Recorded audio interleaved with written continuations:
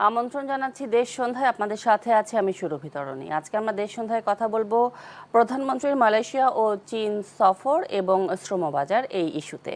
এবং কথা বলার জন্য আজকে স্টুডিওতে উপস্থিত রয়েছেন, আমার ডান পাশে রয়েছেন মুন্সি ফয়েজ আহমেদ, সাবেক রাষ্ট্রদূত, এবং আমার বাম পাশে রয়েছেন রাজিকুজ্জামান রতন, সহ সাধারণ সম্পাদক বাসদ। আপনাদের দুজনকে আজকে আমাদের দেশ সন্ধ্যার আয়োজনে স্বাগত জানাচ্ছি। প্রধানমন্ত্রীর দায়িত্ব নেওয়ার পর এই প্রথম বিদেশ সফরে যাচ্ছেন তারেক রহমান, এবং তারই অংশ হিসেবে আগামীকাল অর্থাৎ 21 জুন এবং 22 জুন মালয়েশিয়া সফর করবেন, এবং পরবর্তীতে 23 থেকে 26 জুন এই 4 দিন তিনি চীনে সফর করবেন। আসলে প্রধানমন্ত্রী হিসেবে দায়িত্ব নেওয়ার পরই তারেক রহমানের বিভিন্ন বিদেশের সফর করা নিয়ে নানা রকম আলোচনা ছিল, তর্ক ছিল, বিতর্ক ছিল। শেষ পর্যন্ত আমরা দেখতে পাচ্ছি যে প্রধানমন্ত্রী আসলে চীন, মালয়েশিয়া ও চীন সফরে যাচ্ছেন। এই ক্ষেত্রে বলা হচ্ছে যে বাংলাদেশের পররাষ্ট্রনীতি, বর্তমান পররাষ্ট্রনীতি এবং অর্থনৈতিক কূটনীতির জন্য নাকি এই সফরটা আসলে অনেক গুরুত্ব বহন করছে। মুন্সি ফয়েজ আহমেদ, আমি আপনার দৃষ্টিকোণ থেকে একটু বুঝতে চাই যে কি ধরনের পররাষ্ট্রনীতির প্র্যাকটিস আসলে বাংলাদেশ এখন করতে চাচ্ছে বা করতে যাচ্ছে, আর বিশেষ করে অর্থনীতি, বিনিয়োগ এবং গ্লোবাল পলিটিক্স সব কিছু মিলিয়ে আসলে কি ধরনের গুরুত্ব বা বার্তা বহন করছে তারেক রহমানের এই সফরটি? তারেক রহমান অর্থাৎ আমাদের প্রধানমন্ত্রী যখন অন্য কোনো দেশের সফরে যান, যে কোনো দেশের উচ্চতম পর্যায়ে যখন সফর বিনিময় হয়, সেটা একটা আলাদা বার্তা বহন করে, আলাদা গুরুত্ব বহন করে, এবং সেটা শুধুমাত্র ওই অর্থনৈতিক বা ইত্যাদি বলে ওটা দিয়ে কভার করা যায় না, ওটা সব কিছু কভার করে, তাই না? তো সুতরাং এটার গুরুত্ব অপরিসীম। আর তাছাড়া দেখতে হবে যে উনি ক্ষমতা গ্রহণ করার, অফিসে আসার, প্রধানমন্ত্রীর দপ্তর গ্রহণ করা, মানে পদ গ্রহণ করার অল্প সময়ের মধ্যে উনি সবচেয়ে প্রথম যেখানে যাচ্ছেন সেটা হচ্ছে মালয়েশিয়া, কিন্তু সেখান থেকে তিনি যাচ্ছেন চীনে। তো সুতরাং স্বাভাবিকভাবেই সবাই চিন্তা করবে যে না, এই দুটো দেশের প্রতি আমরা নিশ্চয়ই একটা বিশেষ গুরুত্ব দিচ্ছি। আসলে ব্যাপারটা কিন্তু ওইরকম সাদা কালো নয়, যে আগে গেলেই বেশি গুরুত্ব সেটাও নয়, আবার কম গুরুত্বও নয়। ব্যাপারটা হচ্ছে যে যেটা যখন সুযোগ আসে, আমাদের একটা জিনিস আমি বুঝতে পারছি যে বর্তমান সরকারের শুরু থেকেই যে তারা সবার সাথেই ভালো সম্পর্ক করতে চায়। ভারতের সাথেও ভালো সম্পর্ক করতে চায়, চীনের সাথেও, মার্কিন যুক্তরাষ্ট্রের সাথেও, রাশিয়া, জাপান, যাদের কথাই আমরা যারা আমাদের গুরুত্বপূর্ণ সব অংশীদার দেশ আছেন, সবার সাথেই ভালো সম্পর্ক চাই আমরা, আমাদের বর্তমান সরকার। তো সেই পরিপ্রেক্ষিতে আমি মনে করি যে এইটা সুযোগটা আগে এসছে, সুতরাং এটা গ্রহণ করা হচ্ছে, এটা আমি মনে করি খুব ভালো কথা। এখানে একটু কথা বলা যায় যে এটা নিয়ে লোকজন যেগুলো আলাপ আলোচনা করছে সেই পরিপ্রেক্ষিতে, যে চীনে আগে যাচ্ছে। আসলে চীনে তো আর উনি সেটা যাতে মানুষ না বলতে পারে সেই জন্যে মালয়েশিয়া আগে যাচ্ছেন। এটাও এক ধরনের, অনেকেই মনে করেন, আমিও মনে করি যে সম্ভবত এটা একটা কৌশলের অংশ, যে সরাসরি আগে চীনে গেলেন না বা সরাসরি আগে ভারতে গেলেন না, কারণ এই দুটো দেশ নিয়ে সবার নানান রকমের চিন্তা বিতর্ক ছিল। তো সেই জন্যে ওইটা এড়ানোর জন্য মালয়েশিয়া যাওয়ার সুযোগ আগে নিয়ে তারপর সেখান থেকে চীনে যাচ্ছেন। এখানে একটি কথা একটু বললে বোধহয় ঠিক হবে, সেটা হচ্ছে কয়েকদিন আগে আমরা টেলিভিশনে দেখছিলাম যে ভুটানে যাওয়ার একটা প্রসঙ্গ আসছিল, এবং তখন মনে করা হয়েছিল ভুটান থেকে তিনি ভারতে যাবেন। কিন্তু পরে বোঝা গেল যে ভারত এটা পছন্দ করছে না, যে ভুটানে যে তিনি ভারতে যাবেন এটা ভারত পছন্দ করছে না, তারা চায় তিনি ভারতে সরাসরি যান। তো সেই জন্য ভারতে যাওয়াটা হলো না, একটা সম্ভাবনা এসেছিল আমরা যেটুকু বুঝতে পারি সেইটার থেকে বলছি আমি। কিন্তু পরবর্তীতে মালয়েশিয়া এবং চীন, মালয়েশিয়া হয়ে চীনে যাওয়াতে চীনের কোনো আপত্তি নাই, সুতরাং চীনে যাওয়াটা আগে হচ্ছে। এটা নিয়ে এখন যদি কেউ মন খারাপ করে সেটাতে আমাদের কিছু বলার নাই, কিন্তু আসল কথাটা হচ্ছে যে আমাদের বর্তমান সরকার সবার সাথেই সুসম্পর্ক রাখতে চায় বলে আমি মনে করছি, এবং সেটাই সঠিক। আগের সরকারের আগে যে সরকার ছিল তাদের আমরা অনেক বদনাম করার সুযোগ আছে, তাদের অভ্যন্তরীণ নীতি, রাজনীতি সব খুব নানানভাবে দুষ্ট ছিল, কিন্তু তাদের একটা জিনিস খুব ভালো ছিল, সেটা হলো যে সবার সাথে সুসম্পর্ক রাখার যে চেষ্টাটা, সেটা মোটামুটি সফল হয়েছিল। তারা ওই সময়তেই ভারতের সাথে অত্যন্ত ভালো সম্পর্ক, আমরা অনেকে বলি নতজানু সম্পর্ক ইত্যাদি বলি, তারপরে ওই সময়তেই চীনের সাথে সম্পর্ক সবচেয়ে বেশি এগিয়েছে। সুতরাং এটা বুঝতে হবে যে বর্তমান সরকারও ওই জিনিসটাই নাম আলাদা দিতে পারে, কিন্তু ওই জিনিসটাই যদি অনুসরণ করেন তাহলে সেটা আমাদের দেশের জন্য, আমাদের সবার জন্য ভালো হবে। সেটা হলো যে সবার সাথে প্রয়োজন অনুযায়ী সুসম্পর্ক বজায় রাখা এবং কারোর সাথে বৈরিতা না করা। নিশ্চয়ই। তাহলে মুন্সি ফয়েজ আহমেদ, আপনি কি এটা বলবেন যে হচ্ছে পররাষ্ট্র নীতিতেও বাংলাদেশকে কিছু কিছু পরিবর্তন আনতে হচ্ছে? বড় পরিবর্তন আনতে হয় না, এইটাও একটা বোঝার জিনিস হলো যে সাধারণত বিভিন্ন দেশে পররাষ্ট্রনীতিতে একসাথে হঠাৎ করে বড় পরিবর্তন হয় না, কখনো কখনো হয়, তো সাধারণত হয় না।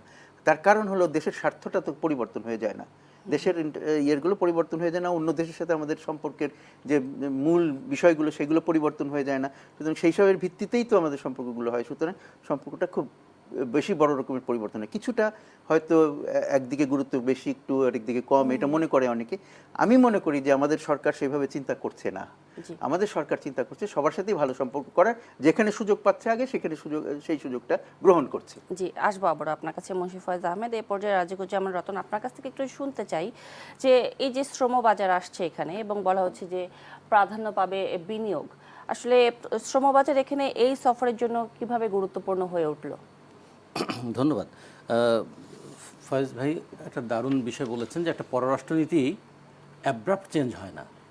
পররাষ্ট্রনীতি গড়ে ওঠে একটা রাষ্ট্রীয় পলিসির উপর ভিত্তি করে, এবং সেটা প্র্যাকটিস হওয়ার মধ্য দিয়ে কখনো কিছুটা টানাপোড়েন তৈরি হয়, কখনো কিছুটা এখানে শিথিল সম্পর্ক তৈরি হয়, কখনো কখনো টান উত্তেজনার সম্পর্ক তৈরি হয়। সব মিলিয়ে আমাদের পররাষ্ট্র সম্পর্কটা দেখা দরকার। প্রধানমন্ত্রী যে মালয়েশিয়া যাচ্ছেন সেক্ষেত্রে তিনটা বিষয় খুব বিবেচনা করার মতো। যেমন এখন আমরা এই নির্বাচিত সরকারকে দেখছি মার্কিন যুক্তরাষ্ট্রের সঙ্গে সম্পাদিত চুক্তির চাপের মধ্যে আছেন। আচ্ছা, দুই, ভারতের সঙ্গে। যেমন রতন, আমি আপনাকে একটু থামাই, আমরা আবার একটু অন্য প্রসঙ্গে ফিরে আসব। তবে এই মুহূর্তে প্রাথমিক বিদ্যালয় গোল্ড কাপ টুর্নামেন্ট পুরস্কার বিতরণী অনুষ্ঠানে কথা বলছেন প্রধানমন্ত্রী তারেক রহমান। আমরা সরাসরি চলে যেতে চাই সেখানে। আমাদেরকে অনেক দূর যেতে হবে।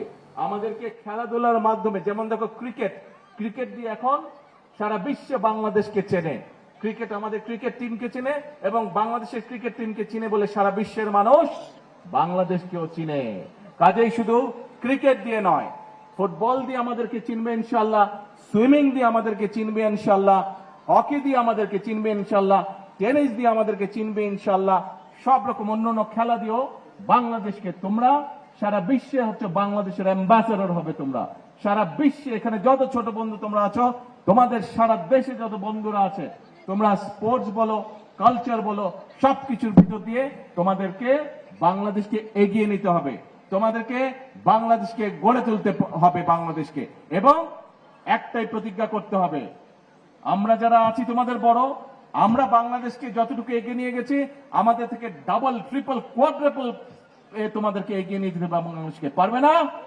পারবে তোমরা। আমরা এরকম ছোট ছিলাম, তোমাদের মতো এত সুন্দর যে খেলা তোমরা খেললে, আমরা কিন্তু এত সুন্দর খেলতে পারতাম না। তোমরা আমাদের থেকে অনেক সুন্দর খেলেছো। সেই জন্য আমি ভেরি কনফিডেন্ট যে তোমরা আমাদের থেকে অনেক অনেক অনেক ভালো একটা বাংলাদেশ গড়ে তুলতে পারবে। তাহলে আজকে কোনো কথা না, এখন কাজ হচ্ছে লেখাপড়া। কিন্তু শুধু লেখাপড়া করলে হবে না, খেলতে হবে। শুধু খেললেও হবে না, একই সাথে কালচারাল অ্যাক্টিভিটিস, ইনোভেটিভ অ্যাক্টিভিটিস সব আমাদেরকে বজায় রাখতে হবে। ঠিক আছে? ঠিক আছে? কথা বোঝা গেছে? Very good. তাহলে এখন আসো, এই যে 1.5 মাস ধরে যে তোমরা খেললে, আজকে এখানে যারা জিতেছে, যারা রানার্স আপ হয়েছে, আমাদের তো তাদেরকে একটু কংগ্রেচুলেট করতে হবে। তবে আমি কংগ্রেচুলেট করতে চাই শুধু আজকে যারা উইন করেছে তাদেরকে না, শুধু যারা রানার্স আপ হয়েছে তাদেরকে না, আমি কংগ্রেস করতে চাই পুরা যে 22 লক্ষ ছেলে মেয়ে যারা খেলেছে প্রত্যেকটা খেলোয়াড়কে আমি কংগ্রেচুলেট করতে চাই। এবং আমি একই সাথে আমি শুভেচ্ছা, ধন্যবাদ এবং কংগ্রেচুলেট করতে চাই স্কুলের টিচার যারা তাদেরকে সহযোগিতা করেছে, অভিভাবক যারা বাচ্চাগুলোকে, তাদের সন্তানদেরকে উৎসাহ দিয়েছে, সহযোগিতা করেছে, টিচার এবং অভিভাবক, তাদের সকলকে আমি আন্তরিকভাবে তাদেরকে শুভেচ্ছা জানাতে চাই। তাহলে আজকে এই পর্যন্ত বক্তব্য লম্বা হবে না, কিন্তু খেলা ছেড়ে দিলে হবে না। কালকে মাঠের থেকে আবার কালকে বিকালে কিন্তু মাঠে খেলতে হবে। ঠিক আছে তো? খেলা ছাড়লে কিন্তু চলবে না, খেলতে কিন্তু হবে। ফুটবল খেলতে হবে, সাঁতার কাটতে হবে, আরো যেগুলো খেলা আছে, যার যেটা খেলা ভালো লাগে সেইটা কিন্তু খেলতে হবে। ঠিক আছে? আর তোমাদের মধ্যে ওই যে একটু আগে বললাম, যে গান করতে চায়, যে মিউজিক ইনস্ট্রুমেন্ট বাজাতে চায়, যে রং করতে চায়, যে ছবি আঁকতে চায়, যে ক্রাফট প্রতিযোগিতা করতে চায়, সবগুলোর ব্যবস্থা ইনশাআল্লাহ আমরা করবো। কাজেই তোমাদের কোনো ভয় নেই। তোমাদেরকে কনফিডেন্ট বাচ্চা হিসেবে, কনফিডেন্ট মানুষ হিসেবে তোমাদেরকে বেড়ে উঠতে হবে। আর একই সাথে তোমাদেরকে এক্সপার্ট হতে হবে। প্রত্যেকটা ছেলে, আমি যখন ছোট ছিলাম, আমি যখন মেকানো সেট নিয়ে খুব খেলতাম, এটা বানাতাম, ওটা বানাতাম, অনেক জিনিস বানাতাম। তোমাদেরকেও কিন্তু এরকম জিনিস বানাতে হবে। তোমাদের প্রত্যেকের মাথায় অনেক বুদ্ধি, কাজেই তোমাদের বিভিন্ন জনকে সেটারও আমরা ব্যবস্থা করব। এই যে কয়দিন পরে এই ঢাকা জেলার হয়ে গেল, সারা বাংলাদেশ হয়েছে, কয়দিন পরে ঢাকায় চীন মৈত্রীতে একটা অনুষ্ঠান হবে, ইনোভেশন একটা প্রোগ্রাম হবে। তোমাদের মতনই সব ছোট ছোট বন্ধুরা ওখানে পার্টিসিপেট করবে। কাজেই তোমাদেরকে ইনোভেশনের মধ্যে আসতে হবে। সোজা হিসাব, বাংলাদেশকে একটা স্ট্রং বাংলাদেশ হিসেবে গড়ে তুলতে হবে, বাংলাদেশকে একটা ফেমাস কান্ট্রি হিসেবে গড়ে তুলতে হবে। এটা করতে হবে কাদেরকে? তোমাদেরকে করতে হবে। কেন? কারণ এটা তোমাদের ভবিষ্যৎ, কারণ এটা তোমাদের বাংলাদেশ। কি বলি আমরা? করব কাজ, গর্ব দেশ, সবার আগে, সবার আগে। শুনতে পাই না, সবার আগে, সবার আগে বাংলাদেশ। আল্লাহ হাফেজ। প্রাথমিক বিদ্যালয় গোল্ড কাপ টুর্নামেন্টের পুরস্কার বিতরণ অনুষ্ঠানে কথা বলছিলেন প্রধানমন্ত্রী তারেক রহমান। আমরা ছিলাম সরাসরি সেখানে। এবারে আমরা চলে যাচ্ছি আমাদের প্রসঙ্গে। আজকের প্রসঙ্গ ঠিক করেছি প্রধানমন্ত্রী মালয়েশিয়া ও চীন সফর এবং শ্রমবাজার, এই প্রসঙ্গে আমরা কথা বলছি। এবং রাজিকুজ্জামান রতন, আপনি বলছিলেন এবং প্রশ্ন করেছিলাম যে শ্রমবাজার, এই সফরের মাধ্যমে শ্রমবাজারে কি নতুন ধরনের মেরুকরণের সূচনা করতে যাচ্ছে কিনা বাংলাদেশ? হ্যাঁ, যেটা আমি যেখানে থেমে গেছিলাম যে মার্কিন যুক্তরাষ্ট্রের সঙ্গে একটা চুক্তির চাপে আছে প্রতিবেশী দেশ ভারত, যার সঙ্গে আমাদের প্রায় 4000 কিলোমিটারও দীর্ঘ একটা সীমানা আছে, সেই দেশের সঙ্গেও একটা মনস্তাত্ত্বিক রাজনৈতিক চাপের মধ্যে আমরা আছি। আর চীনের সঙ্গে আমাদের বিপুল বাণিজ্যের একটা মানে বন্ধুত্বের বন্ধনের মধ্যে আমরা আছি। এই দিক থেকে খেয়াল করে দেখুন, আমেরিকার সঙ্গে আমাদের বাণিজ্য হচ্ছে 6 থেকে 7 বিলিয়ন ডলারের, ভারতের সঙ্গে আমাদের বাণিজ্য হচ্ছে 14 বিলিয়ন ডলারের, আর চীনের সঙ্গে বাণিজ্য আমাদের 20 বিলিয়ন ডলারেরও বেশি। আবার অন্য দিক থেকে দেখুন, আমাদের যে শ্রমবাজার বলি, 1,59,00,000 মানুষ দেশের বাইরে কাজ করে, 169টার মতন দেশে কাজ করে, তার মধ্যে একটা বিরাট অংশ কাজ করে কিন্তু মধ্যপ্রাচ্যের দেশগুলোতে। ইরান, ইসরায়েল, আমেরিকা যুদ্ধের কারণে মধ্যপ্রাচ্যের শ্রমবাজার একটু ঝুঁকির মধ্যে আছে। আবার মধ্যপ্রাচ্যের একক দেশ হিসেবে সৌদি আরব বাদ দিলে তারপরে একটা বড় কাজের ক্ষেত্র কিন্তু মালয়েশিয়া। মালয়েশিয়াতে কেউ বলছেন 8 লক্ষ, কেউ বলছেন 10 লক্ষ।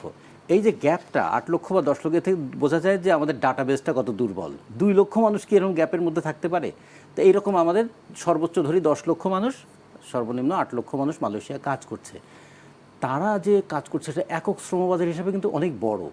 ওমানের বাজারটা আমরা হারিয়েছি শ্রীলঙ্কার সঙ্গে কম্পিটিশনে, কারণ শ্রীলঙ্কা তার দক্ষ শ্রমশক্তি সেখানে সরবরাহ করতে পারে, আমাদের শ্রমশক্তির অতটা দক্ষতা নেই। এমনকি কোনো কোনো ক্ষেত্রে শ্রমদক্ষতার ক্ষেত্রে আমরা নেপালেরও পিছনে পড়ে গেছি। সেই ক্ষেত্রে আমাদের এখন যদি নতুন শ্রমবাজারগুলোকে তৈরি করতে হয় এবং পুরনো শ্রমবাজার রক্ষা করতে হয়, মালয়েশিয়া কিন্তু আমাদের জন্য খুবই গুরুত্বপূর্ণ জায়গা। এবং এই মালয়েশিয়া একটা খুব দেখার মতো, 2008 সাল থেকে 2016 সাল পর্যন্ত কিন্তু মালয়েশিয়ার শ্রমবাজার বন্ধ ছিল। 16 সালে গিয়ে উন্মুক্ত হলো, হয়ে আবার 18 সালে গিয়ে বন্ধ হলো। আবার মালয়েশিয়ায় 22 সালে গিয়ে চালু হলো, 24 সালে গিয়ে বন্ধ হলো। এই যে বারবার মালয়েশিয়ার শ্রমবাজার খুলছে এবং বন্ধ হচ্ছে, খুলছে এবং বন্ধ হচ্ছে, এখানে কখনো কখনো সিন্ডিকেটের প্রভাব, কখনো কখনো আমাদের নানা ধরনের অসৎ কর্মকাণ্ড, তার প্রভাব, এগুলো আছে। কিন্তু সাফারার কি হচ্ছে? সাফার হচ্ছে আমাদের 8-10 লক্ষ শ্রমজীবী মানুষ এবং তাদের পরিবার। মালয়েশিয়ার এটুকু বলে একটা সম্ভাবনার জায়গাটা, মালয়েশিয়া প্রায় 3,30,000 বর্গ কিলোমিটারের দেশ, মানে বাংলাদেশের চেয়ে দ্বিগুণেরও বড়, কিন্তু লোক সংখ্যা হচ্ছে 3.5 কোটির একটু বেশি, ফলে লোক সংখ্যা অনেক কম। মালয়েশিয়ায় ধরুন প্রায় বনাঞ্চলের পরিমাণ 60% বেশি, ফলে সেখানে পাম সহ বিভিন্ন জায়গায় কাজ করতে যায়। আমাদের বাংলাদেশের শ্রমিক এবং ইন্দোনেশিয়ার শ্রমিক, তারা বেশিরভাগটাই কিন্তু পাম বাগানে কাজ করে, ঝুঁকিপূর্ণ কাজ, স্বল্প মজুরির কাজ। ফলে আমাদের একটা শ্রম চাহিদা সেখানে আছে। আর একটা চাহিদা আছে কোথায়? কনস্ট্রাকশন সেক্টরে। এই দুটো জায়গাতে কিন্তু খুব বেশি দক্ষ শ্রমিক লাগে না। আমাদের এখন খেয়াল রাখতে হবে, আর কতদিন আমরা পাম বাগানে আমরা ওই সাপের সঙ্গে, জোকের সঙ্গে, মশার সঙ্গে ওখানে টিকে থেকে সামান্য কয়টা টাকা পাঠাবো। কিছু যেমন মশা রক্ত কিছুটা খেয়ে নেয়, আমাদের সিন্ডিকেটগুলো কিছু তাদের টাকা খেয়ে নেয়। ফলে এই দুই শোষণ, মশার কাছে রক্ত শোষণ আর সিন্ডিকেটের কাছে আমাদের অর্থ শোষণ, এই দুটোর হাত থেকে বাঁচার জন্য আমাদের দক্ষ শ্রমশক্তি কীভাবে তৈরি করে পাঠাতে পারি, সেই ব্যাপারে মালয়েশিয়ার সঙ্গে আমাদের একটু আলোচনা হওয়া দরকার। আর আরেকটা বিষয়, মালয়েশিয়া 10টা শর্ত দিয়েছে বাংলাদেশ থেকে শ্রমিক নেওয়ার ক্ষেত্রে।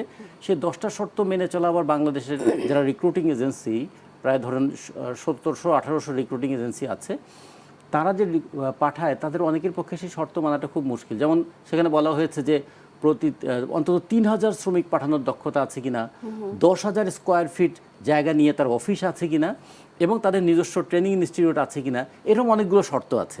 ফলে এই শর্তগুলো মেনে আবার আমাদের এখান থেকে রিক্রুটিং এজেন্সির লোক পাঠানো মুশকিল।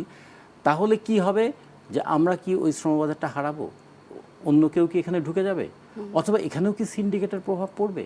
ফলে প্রধানমন্ত্রী যখন যাচ্ছেন তখন মালয়েশিয়ার সঙ্গে আর একটা আলোচনা হবে, কিন্তু পাশাপাশি এই বিষয়টা হয়তো আলোচনা হবে মালয়েশিয়ার বন্ধ শ্রমবাজারটা যেন খোলে। 2, মালয়েশিয়াতে আগে G2G শ্রমিক সব পাঠানোর ক্ষেত্রে 69,000 টাকা লাগতো। আমাদের প্রফেসর ইউনূস সরকার এসে এইটাকে বাড়িয়ে তিনি 1,70,000 টাকায় উন্নীত করে দিলেন। তার মানে 1 লক্ষ টাকা খরচ বেড়ে গেল।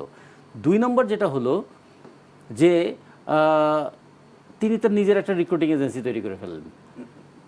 এইটা এমন একটা বিষয় মানুষকে ভাবিয়ে তুলেছে। এটা কি দাঁড়ালো? আমাদের শ্রমজীবী মানুষের জীবন নিয়ে এরকম, যেখানে নেপাল বলছে যে দেশ শ্রমশক্তি নেয় সে দেশ তার প্রয়োজনে নেয়, ফলে জিরো মাইগ্রেশন কস্টে নেপাল শ্রমিক পাঠাবে।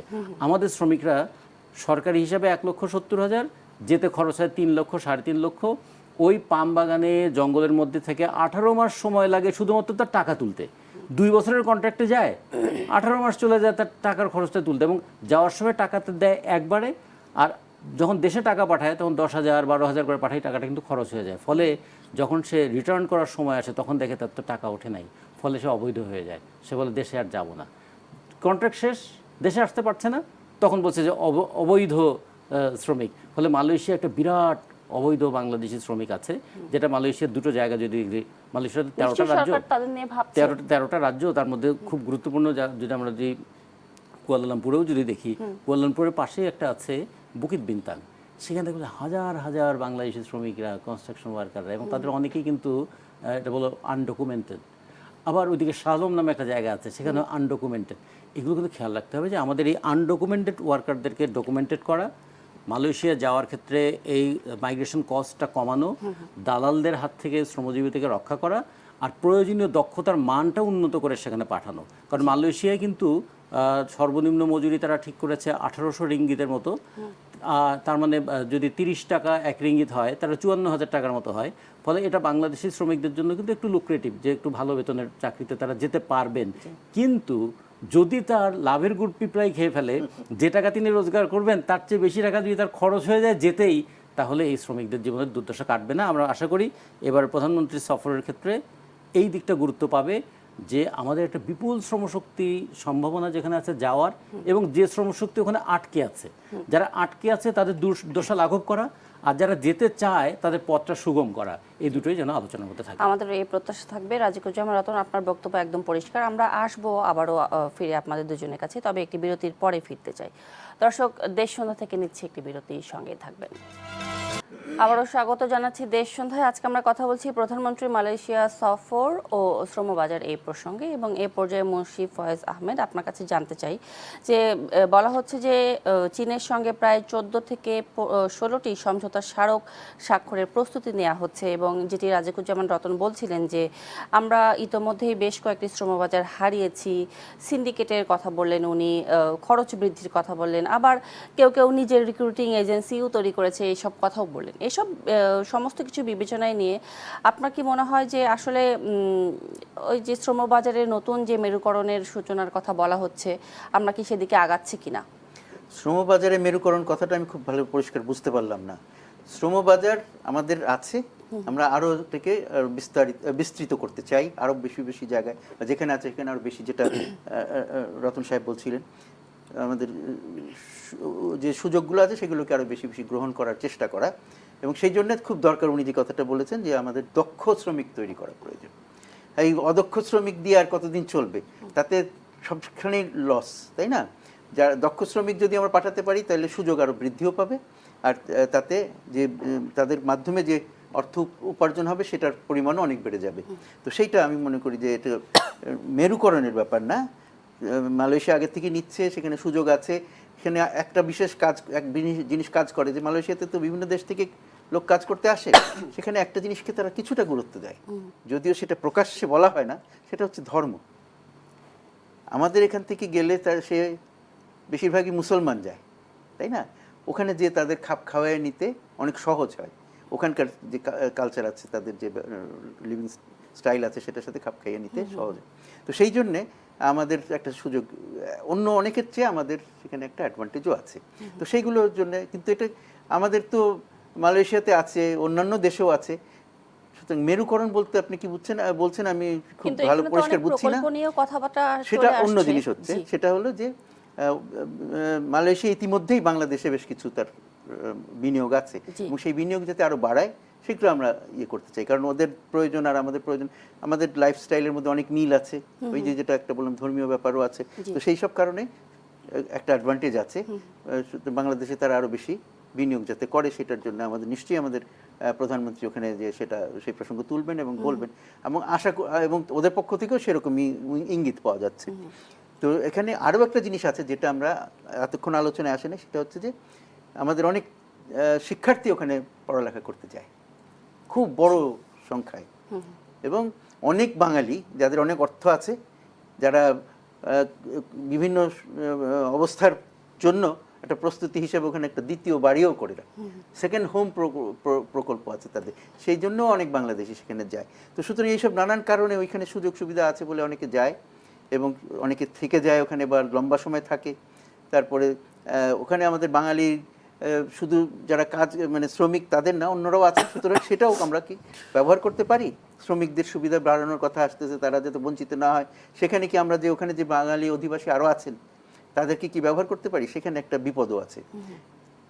তারা আবার সিন্ডিকেট গড়ে তুলে, সেই বিপদ আছে। সেখান থেকে যদি আমরা সেটার থেকে সতর্কভাবে যদি দূরে থাকতে পারি, তাহলে ওখানে যে বাঙালি আরও আছেন তারা কিন্তু আমাদের এই শ্রমবাজারটাকে আরো বিস্তৃত করার ব্যাপারে অনেক সহায়তা করতে পারেন। জি, ধন্যবাদ আপনার বক্তব্যের জন্য মুন্সিফ ফয়েজ আহমেদ। এই পর্যায়ে রাজিকুজ্জামান রতন, আপনার কাছে জানতে চাই যে বিভিন্ন প্রকল্প নিয়েও কিন্তু কথা হচ্ছে, যে বলা হচ্ছে যে চীন লাভজনক এবং বড় বড় প্রকল্পের দিকে চীনের নজর থাকবে। আসলে এই ক্ষেত্রে আসলে অর্থনৈতিক দিক বিবেচনা করলে বাংলাদেশ সেদিক থেকে কতটুকু এগিয়ে আছে বর্তমান পরিস্থিতিতে? বাংলাদেশ এগিয়ে কতটুকু আছে এই আলোচনা করার চাইতে আমাদের আলোচনা করতে হবে বাংলাদেশের প্রয়োজনটা কতটুকু।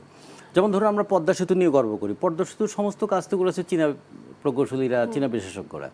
তো ফলে আমাদের এখানে যত বড় বড় অবকাঠামো আছে, সেই অবকাঠামোর একটা বড় অংশ যেমন চীন তৈরি করে, কিছু জাপান তৈরি করে, কিছু কোরিয়া করে, কিছু রাশিয়া করে।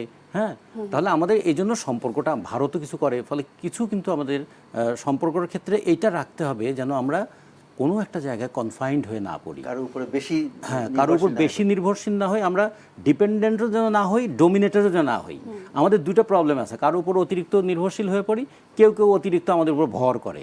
এই ভর করাটাও বিপজ্জনক, নির্ভর করাটাও সমস্যাজনক। এই দুটো আমাদের পররাষ্ট্রনীতির ক্ষেত্রে খেয়াল রাখতে হবে। ছোট দেশ তো, ছোট দেশকে অনেক বেশি বিবেচনা করতে হয়, আর সেটা একটা দিক। আর চীনের সঙ্গে যেমন ধরুন চীনের টেকনোলজিক্যাল ডেভেলপমেন্ট, এবং তার সঙ্গে আমরা যদি কোপ আপ করতে পারি, আমাদের দেশে একটা কথা আছে না যে ফ্রম পিন টু প্লেন আমরা চীন থেকে নিয়ে আসি, এই আলপিন থেকে শুরু করে এই প্লেন পর্যন্ত। তার ফলে এই চীনের সঙ্গে আমাদের এই টেকনোলজিক্যাল রিলেশনটা যেমন থাকবে, তার পাশাপাশি থাকবে যেমন ধরুন একটা অনুল্লেখিত জিনিস, আমরা পাটের দেশ না, সেই পাটের দেশের আমাদের রাষ্ট্রীয় পাটকলগুলো বন্ধ হয়ে গেছে। চীন আমাদেরকে একটা প্রস্তাব এরকম দিয়েছিল যে পাট থেকে ওই সেলুলোজ থেকে ওটাকে বাদ দিলে ওখানে ভিসকস তৈরি করা যায়। ভিসকস হচ্ছে তুলার চেয়েও হালকা, তুলার চেয়েও তার ফাইবারটা ভালো, এবং তুলার চেয়েও সাদা। কাপড় তৈরিতে খুবই কাজে লাগে। এখন যে আধুনিক যে আপনারা যে সমস্ত সাদা খুবই হালকা কাপড় পরেন যেগুলো, সে তৈরি করা যায়। এখন বাংলাদেশ কিন্তু আমাদের এখানে এই প্রযুক্তিটা কাজে লাগাতে পারে। আমরা প্রতি বছর 1200 কোটি টাকার ভিসকস আমদানি করি চীন থেকে, অথচ তার কাঁচামাল কিন্তু আমাদের এখানে পাটের আছেই। এরকম বহু বিষয় আছে যেটা আমাদের দেশের কাঁচামাল, আমাদের দেশের জনশক্তি আর চীনের প্রযুক্তি, এই তিনটার কম্বিনেশন আমরা তৈরি করতে পারি। তার সঙ্গে যে বড় একটা বিষয় আছে, এখন ধরুন আমরা নির্মাণ শিল্প বলি, আমাদের প্রকৌশল শিল্প বলি, এমনকি আমাদের এই যে প্রযুক্তিগত জিনিস, মোবাইল ফোন থেকে শুরু করে সব, আমাদের অনেকে বলে না যে বাংলাদেশে তৈরি মোবাইল ফোন, আসলে বাংলাদেশে তৈরি না, বাংলাদেশে অ্যাসেম্বলড মোবাইল ফোন। তা বাংলাদেশে যেগুলো অ্যাসেম্বল করি, তাহলে আমরা আস্তে আস্তে এই জায়গাটা যেতে হবে, যেহেতু দেশে একটা 18 কোটি মোবাইল ইউজারের একটা দেশ, কত বড় একটা বাজার, কোনো ইউরোপের অন্তত 4টা দেশের সমান একটা বাজার বাংলাদেশে, যদি বলি মোবাইলের বাজারটা। আচ্ছা, যদি ধরি আমরা টেলিভিশনের বাজার, বাংলাদেশে যদি 4 কোটি গ্রাহক থাকে, ইউরোপের তো 3টা দেশে এত টেলিভিশন ইউজার নাই। তো ফলে ওদের হয়তো সামর্থ্য বেশি, কিন্তু ওদের তো কনজিউমার আমাদের চেয়ে কম। ফলে আমাদের যে নিজস্ব ইন্টারনাল হোম মার্কেট আছে, আমাদের লেদার সেক্টরটা যদি দেখি, আমরা চীন থেকে জুতা নিয়ে আসি, অথচ আমার দেশের চামড়া কোরবানির পর মানুষ ফেলে দেয় দাম না পেয়ে। তাহলে কীভাবে চামড়া শিল্পের ডেভেলপমেন্ট ঘটিয়ে আমাদের নিজস্ব হোম মার্কেটটাকে নিজস্ব কাঁচামাল দিয়ে আমরা তৈরি করতে পারি? মানে নজরটা যদি বাংলাদেশ থাকে, নজরটা যদি আমাদের দেশের কর্মসংস্থানের বিষয়টা থাকে, নজরটা যদি এরকম থাকে যে আমাদের দেশের কাঁচামালকে ব্যবহার করে আমাদের দেশের জনগণের প্রয়োজন মেটাবো, তাহলে চীনের সহযোগিতা আমাদের অনেক কাজে লাগবে। এই ক্ষেত্রে আমরা মনে করি চীনের সঙ্গে যে চুক্তিগুলো হতে পারে, সেই চুক্তিগুলো কিছুটা সতর্কতার সঙ্গে খেয়াল করতে হবে। এখানে ভারত এবং চীনের এই কম্পিটিশনের মধ্যে আমরা আবার যেন চাপে পড়ে চ্যাপ্টা হয়ে না যাই। আমেরিকার সঙ্গে কি সম্পর্ক সেটা যেন আমরা খেয়াল রাখি। আমাদের খেয়াল রাখতে হবে একটা স্বাধীন সার্বভৌম মর্যাদা সম্পন্ন একটা জায়গা থেকে আমাদের চুক্তিটা করা। আর একটা কথা ভাই যেটা বলেছেন খুবই চমৎকার, পৃথিবীর যেখানেই আমরা যাচ্ছি আমাদের শ্রমিকরা দক্ষতার সঙ্গে সংস্কৃতিটা খুব গুরুত্বপূর্ণ। মালয়েশিয়া কিন্তু মাল্টিকালচারাল মাল্টি এথনিক জনগোষ্ঠীর দেশ। 63% মুসলিম যেমন আছে, সেখানে হিন্দু জনগোষ্ঠী আছে, খ্রিস্টান আছে, বৌদ্ধ আছে, ওখানে চাইনিজ আছে, ওখানে মালয়ান আছে। এই জন্য দেখা যাবে এই একই বাসের মধ্যে একজন হয়তো হিজাব পরা মহিলাও যাচ্ছেন, আরেকজন আবার একদম শর্টস পরা একজন মেয়েও যাচ্ছে। মানুষ মনে করছে সেটা তার স্বাধীনতা, সে তার মতো করে স্বাধীন করে চলাফেরা করতে পারবে। আমাদের দেশ থেকে যারা যায় তাদের কিন্তু অ্যাটিটিউডটা খুব ভালো না, যেটা এখন আমরা নেপালেও টের পাচ্ছি। নেপালের ওরাও এখন বাংলাদেশের ব্যাপারে দিকে একটু অস্বস্তি প্রকাশ করে যে বাংলাদেশিরা আমাদের সংস্কৃতিটা, আমাদের দেশে আমরা কিভাবে চলবো সে ব্যাপারেও কিন্তু তারা কমেন্ট করবে।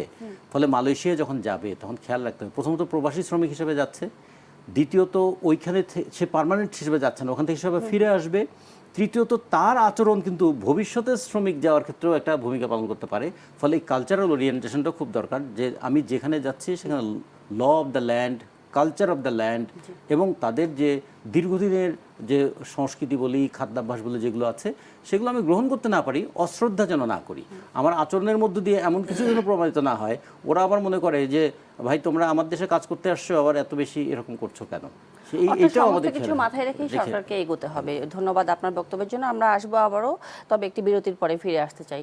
দর্শক, দেশ সন্ধ্যা থেকে নিচ্ছি আরেকটি বিরতি, সাথে থাকুন। আবারও আমন্ত্রণ জানাচ্ছি দেশ সন্ধ্যায়। আজকে আমরা কথা বলছি প্রধানমন্ত্রী মালয়েশিয়া ও চীন সফর এবং শ্রমবাজার এই প্রসঙ্গে, এবং এ পর্যায়ে মুন্সি ফয়েজ আহমেদ আপনার কাছে জানতে চাই যে বলা হচ্ছে যে এই সফরে রোহিঙ্গাদের প্রত্যাবাসনের বিষয়ে আসলে মালয়েশিয়ার সমর্থনও চাওয়া হতে পারে। এদিক থেকে আসলে বাংলাদেশ কিভাবে আগাতে পারে? একটা জিনিস আমার কাছে মনে হয়েছে যে এই বেশ কিছুদিন ধরে, গত 2-3 বছর ধরে এই বিষয়টা পিছনে পড়ে গেছে। যদিও আমাদের বর্তমান পররাষ্ট্রমন্ত্রী যিনি, তিনি আসলে একসময় বিশেষ করে রোহিঙ্গা প্রত্যাবাসনের ব্যাপারে দায়িত্বপ্রাপ্ত ছিলেন, কিন্তু এই ব্যাপারে কাজ খুব আমরা দেখতে পাইনি।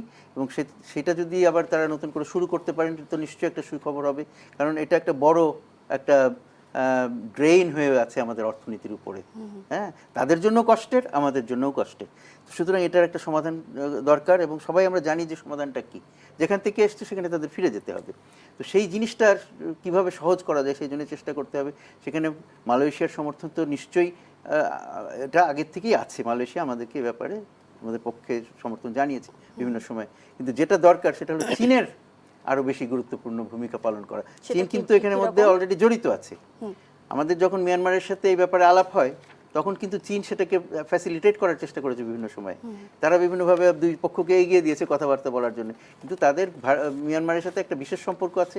সেই সম্পর্কটা কাজে লাগিয়ে তারা এটাকে এগিয়ে নিতে সাহায্য করতে পারে যদি, তাহলে সেটা খুব কাজের হবে। তো সুতরাং আমি মনে করি যে মাননীয় প্রধানমন্ত্রী যখন চীনে যাবেন সেখানে এই ব্যাপারে তাদের সাথে যদি আলাপ করতে পারেন, তাদের সমর্থন, কারণ মালয়েশিয়ার সমর্থন জানাতে পারে কিন্তু তার এখানে খুব বেশি প্রভাব খাটানোর সুযোগ নাই, তাই না? কিন্তু চীনের কিন্তু সেটা সুযোগ আছে। সুতরাং চীনকে আমাদেরকে আরো বেশি সক্রিয়ভাবে আমাদের এই কাজে সাহায্য করার জন্য আমরা যদি ইয়ে করতে পারি, উদ্বুদ্ধ করতে পারি, সেটা খুব ভালো হবে। এটা কেন মনে হচ্ছে? কারণ চীনের সঙ্গে যেহেতু ভারত আর আমেরিকার এক ধরনের প্রতিযোগিতা রয়েছে ভূ রাজনৈতিকভাবে, সেটা কি এখানে গুরুত্ব রাখতে পারে কিনা? আমি সাধারণত ওই প্রতিযোগিতার কথা যেটা বলা হয় সেখান থেকে দূরে থাকতে চাই। আচ্ছা। কারণ ভারতের সাথে চীনের সম্পর্ক এক ধরনের বিশেষ সম্পর্ক। হ্যাঁ, সেখানে বাংলাদেশ বা অন্য কারো কোনো অস্তিত্বই প্রায় নাই বলা যায় আর কি। আর সেখানে তেমন মার্কিন যুক্তরাষ্ট্রের সাথে চীনের সম্পর্ক একটা বিশেষ সম্পর্ক, এবং এই তিনটে দেশই অত্যন্ত বৃহৎ দেশ, ওদের সাথে আমাদের ওইভাবে তুলনা করাটা ঠিক না। হ্যাঁ, এদের সাথে এদের সবার সাথে আমাদের পৃথক পৃথক সম্পর্ক গড়ে তোলার চেষ্টা করা উচিত, যেটা আগে করা হয়েছে, সফলভাবে করা হয়েছে। ওখানে এটার সাথে একজনের সাথে আরেকজনের আমি যে কোনো রকমের আগে থেকে ঠিক করে একটা ব্যালেন্স করব, সেইভাবে যাওয়া যায় না। যে না, আগে থেকে আমি ঠিক করে নিলাম এইখানে এই তিনটা দেশের মধ্যে আমার ব্যালেন্স এইখানে, আগে একটা বিন্দু ঠিক করে সেখানে সেই করে কখনোই সম্ভব না। সেটা সেই চেষ্টাই করা উচিত না। করা উচিত আমাদের প্রত্যেকের সাথে আমাদের দেশের স্বার্থে যা যেই ধরনের সহযোগিতার দরকার সেই সহযোগিতাটাকে এগিয়ে নিয়ে যাওয়া, আলাদা আলাদা করে অটোনোমাস সম্পর্ক, প্রত্যেকের সাথে আমাদের অটোনোমাস সম্পর্ক হবে। অন্য কারোর উপরে সেটার প্রভাব আসুক সেটা আমরা চাই না। আমরা সবাইকে বলতে চাই যে মার্কিন যুক্তরাষ্ট্রের সাথে আমার যে সম্পর্ক আছে সেটা চীনের জন্য কোনো ক্ষতিকারক কিছু নেই, ভারতের জন্য ক্ষতিকারক কিছু নেই। তেমনই ভারতের সাথে আমার যে সম্পর্ক আছে তাতে চীন বা মার্কিন যুক্তরাষ্ট্রের জন্য ক্ষতিকারক কিছু নেই, বা চীনের সাথে আমার যে সম্পর্ক আছে সেখানেও ভারতের জন্য বা অন্য কারোর জন্য ক্ষতিকারক কিছু নেই। এইভাবে আমাদেরকে সেই জন্য সেটাকে এমনভাবে করতে হবে সবাই যাতে পরিষ্কার দেখতে পায় যে আমরা যা কিছু করছি সেটা স্বচ্ছ, এবং সেখানে শুধুমাত্রই বাংলাদেশের এবং যে দেশের সাথে আমরা সম্পর্ক করছি এই দুই দেশের স্বার্থ এবং পারস্পরিক মর্যাদা এবং সমতার ভিত্তিতে সেই সম্পর্কগুলো গড়ে তোলা, তাতে সবাই তাতে খুশি হবে। আর যদি আমি একজনের সাথে সম্পর্ক গড়তে যে আরেকজনের সাথে সম্পর্কটাকে খারাপ করে ফেলি, তাহলে যেমন আমরা অনেকটি দেখতেছি যে প্রতিবেশী ভারতের সাথে আমাদের সম্পর্কটা খুব ভালো না, এটা কিন্তু অন্যদের সাথে আমাদের সম্পর্ক উন্নয়নে মোটেই সাহায্য করে না। কারণ তারা বলবে যে এই দেশটা তো তার প্রতিবেশীর সাথে সম্পর্ক ভালো করতে পারে না, তাহলে তারকে কতটুকু আমরা ট্রাস্ট করতে পারি। তো সেই জন্য আমার যেমন ভারতের সাথেও সম্পর্ক ভালো করতে হবে, চীনের সাথেও করতে হবে, মার্কিন যুক্তরাষ্ট্র এবং অন্যান্য আমাদের যত অংশীদার আছেন দেশ, সবার সাথে সম্পর্কটাকে ভালো করতে হবে, অটোনোমাস সম্পর্ক গড়ে তুলতে হবে। সেই জিনিসটা খেয়াল করতে হবে যে একজনের সাথে সম্পর্ক আরেকজনের সাথে সম্পর্কের উপরে কোনো বৈরী প্রভাব না ফেলে। জি, মুশফিজ আহমেদ, আপনি যেহেতু ভারতের সাথে সম্পর্কের কথাটা তুলেই ফেললেন, তাহলে এখানে কি যে বিএসএফ এ যে আবার পুশিন যে কার্যক্রম চালাচ্ছে বাংলাদেশে, এটি কি কোনো ভাবে ভূমিকা রাখছে কিনা আপনি কি মনে করছেন? হ্যাঁ, এই যে পুশিনের চেষ্টা বিভিন্ন জায়গায় করা হচ্ছে, যেটা আমরা বলছি যে না আমরা সেটা সফলভাবে প্রতিহত করছি, কিন্তু এর ফলে তো নিশ্চয়ই আমাদের সম্পর্কের উপর একটা চাপ পড়ছে। দুই দেশের উচ্চতর লেভেলে যখন বলা হয় যে না আমরা সম্পর্ক উন্নয়ন করতে চাই, পরস্পর দুই দেশ একসাথে কাজ করতে চাই, সেখানে যখন এই ধরনের কিছু ঘটে তখন সেখানে একটা বাধা তৈরি হয়, এটা সম্বন্ধে কোনো সন্দেহ নাই। তা এটা আমরা চেষ্টা করব আমাদের, কিন্তু সেই জন্য আমাদেরকে উদ্যোগ নিতে হবে। ভারত বিশাল দেশ, তার নিজে অনেক ক্ষতি স্বীকার করেও আরেকজনকে কষ্ট দেওয়ার মতন ক্ষমতা তার আছে। হ্যাঁ, নিজের নাক কেটে পরের যাত্রা ভঙ্গ, সেটা তারা বারবার নিজেদের নাক কাটতে পারবে, তাদের বিশাল নাক, কিন্তু আমাদের নাকটা ছোট, আমরা ওইটা পারি না। সুতরাং আমাদেরকে নিজের নাক বাঁচিয়েই কিভাবে সবার সাথে সুসম্পর্ক করা যায় এবং সেইটা আমাদের চেষ্টা করতে হবে, এবং সেটার জন্য নিজেদেরকে উদ্যোগী হতে হবে। আমরা যদি চুপ করে বসে থাকি না ভারত কখন আমাদেরকে ছাড় দিবে তখন আমরা আগে যাব না, আমাদেরকে উদ্যোগ নিতে হবে। এই প্রসঙ্গে আমি একটু রাজিকুজ্জামান রতন আপনার বক্তব্য শুনতে চাই। যে আজকেও দেখলাম যে চাঁপাইনবাবগঞ্জের চৌকা সীমান্ত দিয়ে মোটামুটি 20 জনের একটি দলকে, নারী শিশু ছিল সেই দলে, মানে পুশিন করার চেষ্টা ঠেকে দিয়েছে আমাদের বিজিবি। এবং হিউম্যান রাইটস ওয়াচ তো ভারতকে তো এক ধরনের পুশিন বন্ধের আহ্বানও জানিয়েছে। এত কিছু পরও আসলে এই অবস্থাটার কোনো সুরাহা হচ্ছে না কেন, আপনি কি মনে করছেন? এর একটা ঐতিহাসিক কারণ আছে আর একটা বর্তমান কিছু জটিলতা আছে। ঐতিহাসিক কারণ মানে বাংলাদেশ ভারতের যে সীমানা, এটা মনে হয় যে একক দেশ হিসেবে পৃথিবীতে দীর্ঘতম সীমানার অন্যতম। 4000-এর উপরে 4000 কিলোমিটারের চাইতে দীর্ঘ সীমানা, 3 দিক দিয়ে ভারত দ্বারা ঘেরা আমরা। এবং এর মধ্যে একটা বড় অংশ, যেমন ধরুন একদিকে বাংলা পশ্চিমবঙ্গ, আর একদিকে আসাম, আর একদিকে ত্রিপুরা, এবং 3 অংশেরই মানুষের সঙ্গে কিন্তু ভাষার মিল আছে, সংস্কৃতির মিল আছে। এবং ওই র্যাডক্লিফ রোয়েদাদে যখন ভাগ হয়েছিল তখন এমনভাবে ভাগ করা হয়েছিল যে একজনের বাড়ির রান্নাঘর পড়েছে পাকিস্তানে আর বসত বাড়ি পড়েছে ভারতে। তাহলে এই যে দীর্ঘদিনের একটা মানে বলবো যে অমানবিক দেশ বিভাগ, এইটার ফল কিন্তু আমরা এখন পর্যন্ত কতদিন হয়ে গেল এখনও ভোগ করছি। ফলে যে কাউকে কিন্তু যে কোনো সময় যদি চায়, কোনো ভারত যদি চায় যে বাংলাদেশকে একটু চাপে রাখবে, যে কোনো সময় চাপে রাখতে পারে, কারণ তার আত্মীয় স্বজন বন্ধু বান্ধব সব তো মানে আমাদের সীমানার উপরে আছে। তাকে যে কোনো সময় ভাষার মিল আছে, কথার মিল আছে, খাওয়ার মিল আছে, আত্মীয়তারও বন্ধন আছে বলে কিন্তু ঠেলে পাঠিয়ে দিতে পারে। কিন্তু এইটা খুবই অমানবিক, যেটা বলছে এটা মানবাধিকারের লঙ্ঘন। বিশেষ করে শূন্য রেখায় কাউকে যখন ফেলে রাখছে দিনের পর দিন, তখন মনে হচ্ছে মানুষের কি মানবিকতা বোধটাও শূন্য হয়ে গেল। আবার আর বাংলাদেশের জন্য এটা খেয়াল করার মতো যে বাংলাদেশ একে তো ছোট একটা দেশ, অনেক জনসংখ্যার ভারে ভারাক্রান্ত, এরপরে আবার মানবিক কারণে আমরা 12 লক্ষ রোহিঙ্গাকে এখানে আশ্রয় দিয়েছি। এই 12 লক্ষ রোহিঙ্গার চাপই আমরা সহ্য করতে পারছি না। এরপরে যদি এইরকম চাপ দিয়েই আমাদের এখানে লোক ঢোকাতে চেষ্টা করে, তাহলে ভারতে, বাংলাদেশে যদি বলি প্রতি বর্গ কিলোমিটারে 1200 জন মানুষ বসবাস করে, ভারতে তো মাত্র 350 বসবাস করে। ফলে ভাই যেটা বললেন যে তার বিশাল দেশ, তার জনসংখ্যার চাপ কিন্তু ওই দেশের তুলনায় অত বেশি নাই। আমরা কিন্তু এমনি ভারাক্রান্ত। ফলে আমাদেরকে পুশ ইন করার মাধ্যমে আমরা আসলে ড্র্যাগ ইন করছে, মানে একটা টেনে নিয়ে যায়, টেনে হিচড়ে নিয়ে যাচ্ছে। অথবা কখনো কখনো পুশ ইনের নামে আমাদেরকে আসলে পুশ আউট করে দিচ্ছে, যে আমাদের মূল সমস্যা থেকে আমাদের দৃষ্টি অন্যদিকে সরিয়ে দেওয়ার চেষ্টা করছে। এবং ফলে এই জন্য আমাদের এটা বন্ধ করা বললেন যে উদ্যোগ নিতে হবে। আসলে এই যে পুশিন ইস্যুতে আমাদের যে উদ্যোগ আমরা নিলাম এখন পর্যন্ত, তা কি যথেষ্ট না? এটা হচ্ছে, একটা হচ্ছে যে ওরা বিএসএফ আমাদের দিকে ঠেলে পাঠাচ্ছে, আমাদের বর্ডার গার্ড তাদেরকে ঠেলে ঢুকতে দিচ্ছে না। এটা তো একটা ঠেলাঠেলির মধ্যে পড়ছে, কিন্তু মূলত মানবতা বিপন্ন হচ্ছে। ফলে বাংলাদেশের এখন এটা দ্বিপাক্ষিক আলোচনার পাশাপাশি বহুপাক্ষিক আলোচনার জায়গায়ও যাওয়া দরকার। এই যে যেটা জাতিসংঘ বলেছে, আজকে দেখুন আন্তর্জাতিক শরণার্থী দিবস 20 জুন। আজকে আমরা কিভাবে আমাদের 12 লক্ষ মানুষ এখানে আছে। মালয়েশিয়ার কথা যা বলছেন, মালয়েশিয়াতে কিন্তু 1,26,000 রোহিঙ্গা আছে। মালয়েশিয়াতে যে শরণার্থী হিসেবে যারা আছে তাদের সংখ্যা প্রায় 2.5 লক্ষের মতো, তার মধ্যে 1,26,000 হচ্ছে রোহিঙ্গা। মালয়েশিয়া ইতিমধ্যে কিন্তু এটা নিয়ে খুবই মালয়েশিয়াতে 4 লক্ষ স্বাক্ষর জমা পড়েছে যে রোহিঙ্গাদেরকে মালয়েশিয়া থেকে তাড়াও, কারণ ওরা তাদের ওখানে অর্থনৈতিক ভয়ের বিষয়টা হচ্ছে যে ওইখানে তাড়াতে দিয়ে আবার না বাংলাদেশে পাঠিয়ে। হ্যাঁ, এখন ওইটাও একটা সংকট। ফলে আমাদের যেটা খেয়াল করা উচিত, মালয়েশিয়া আপনার দেশটা অনেক বড়, অর্থনীতি অনেক সক্ষম, ফলে আপনার একটু সহযোগিতা করা উচিত। মধ্যপ্রাচ্যের দেশগুলোকেও এটা বলা উচিত যে আপনারা তো ধর্মের কারণে অনেক সময় একাত্মবোধ করেন, তাহলে এই যে মানুষগুলো বিপন্ন হয়ে আছে তাদের প্রতি কি আপনারা একটু সহযোগিতার হাত বাড়াবেন না? ফলে আমাদের বহুপাক্ষিক একটা আলোচনা হওয়া উচিত, সেটা রোহিঙ্গা ইস্যুতে। ঠিক তেমনি আমাদের একটা আলোচনা এরকম হওয়া উচিত, এই পুশ ইনের নামে যেভাবে আমাদের মানবতা লঙ্ঘিত হচ্ছে, আমাদের বাংলাদেশকে একটা চাপের মধ্যে ফেলার চেষ্টা করা হচ্ছে। আমরা বলতে পারি একদিকে দ্বিপাক্ষিক আলোচনা করতে হবে ভারতের সঙ্গে, পাশাপাশি এই আলোচনায় আমরা কত বেশি আন্তর্জাতিক সমর্থনটা পেতে পারি সে চেষ্টাটাও করা উচিত, যে আপনাদের এই কাজটাই, অমানবিক কাজটা বন্ধ করা উচিত। ইতিমধ্যে জাতিসংঘ বলেছে এটা মানবতা বিরোধী। ফলে আমরা মনে করি এইরকম কিছু সমর্থন, সহযোগিতা আসলে সেটা বাংলাদেশের জন্য খুব ভালো হবে। যে আপনাদের দুজনের বক্তব্য একেবারে পরিষ্কার। অসংখ্য ধন্যবাদ আজকে আপনাদের দুজনকে আমাদের দেশ সন্ধ্যায় সময় দেওয়ার জন্য। দর্শক, দেশ সন্ধ্যায় এ ছিল আজকের মতো আয়োজন। ধন্যবাদ সবাইকে সাথে থাকার জন্য।